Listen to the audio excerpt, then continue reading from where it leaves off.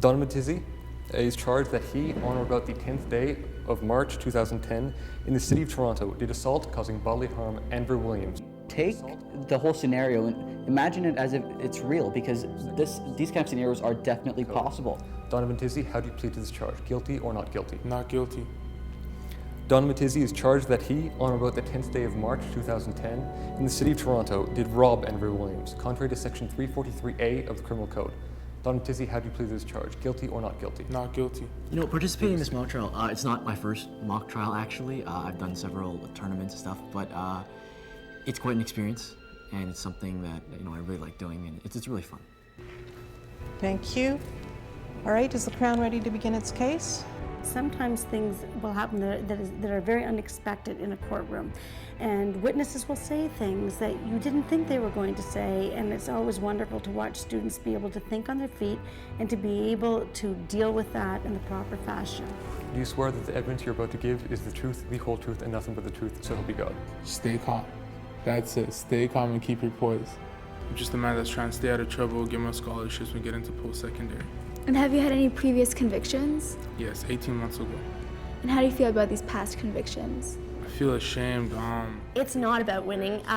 There's always that temptation. It is competitive and it is fun to win, and it really isn't about who wins the case. It's about justice being served.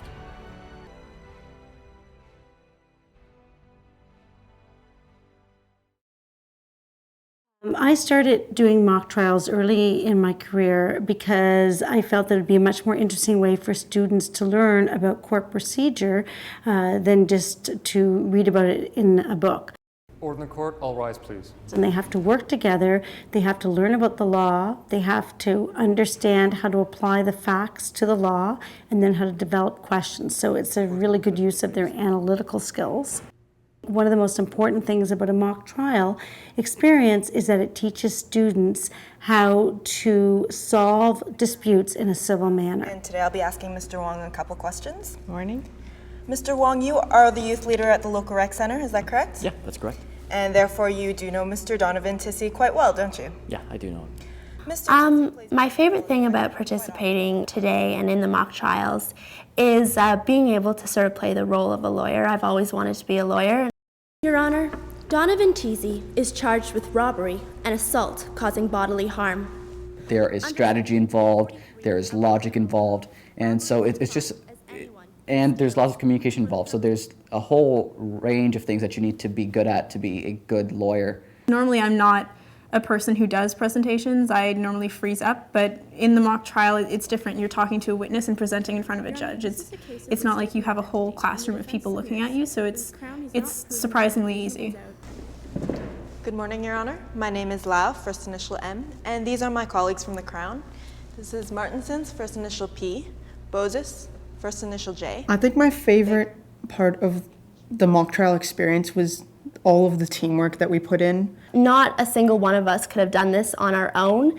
Although we each have our individual roles, everybody sort of helps everybody in figuring out what to say and what questions to ask. You need to know how to be a good team player and when to step up and when to step back. Often what you come up with as a team is fantastic. It's really good, and that's what you should be really proud of once you're done.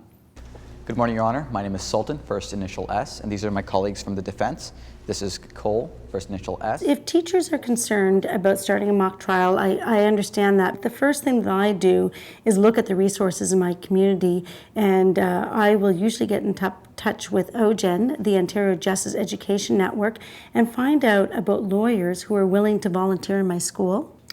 I was actually kind of scared of lawyers and judges because I thought they were just very powerful people. I was just kind of intimidated. Well, there's always that stereotype that lawyers are sort of like sharks, I guess, but when I met a bunch of different lawyers and a bunch of different judges, that impression goes away immediately. They're very willing to help you. Lawyers have come in to demonstrate objections, to demonstrate how to do a cross-examination, a direct examination. They'll coach students, and I have found the legal community to be incredibly generous with their time. Objection, Your Honor. And what is the basis for your objection?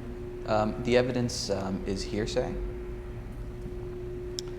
All right, any response? Yes, Your Honor.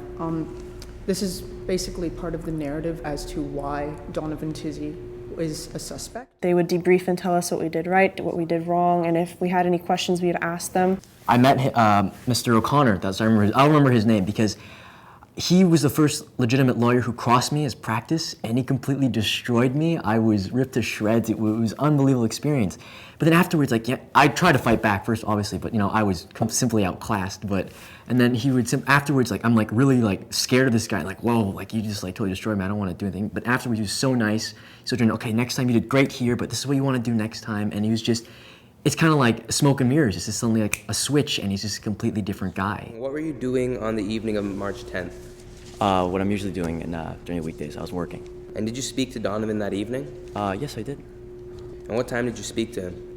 I'm not 100% sure, but it had to be. It's really not as scary as it looks.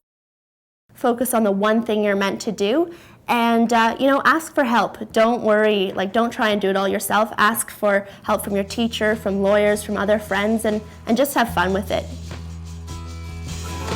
It's so much fun when students are coming up to you and they're so excited because they think they came up with an angle that maybe nobody else came up with. And I just think it's a wonderful experience. It does take time, but as all teachers know, everything in teaching takes time. All rise, please. Court is recessed. Once you've done the pre-planning, you have about 10 classes in a row that will fold out in front of you, and you can really focus on just interacting with the students. Well, my colleagues for the mock trial, we kind of became friends. I didn't really know them at first, and then we kind of bonded, so we were like a little law family. I think that brought us closer, not just as classmates, but as friends as well, and it was awesome. Oh, I had so much fun. I think I'm probably going to end up going to law school. I haven't quite decided, but because of this, it's definitely influenced me, and I think that might be where I'm headed now. It's experience that you have to do yourself, and if you have doubts, just forget them. You're gonna have a lot of fun doing it the first time, and you're gonna end up coming back just like I did.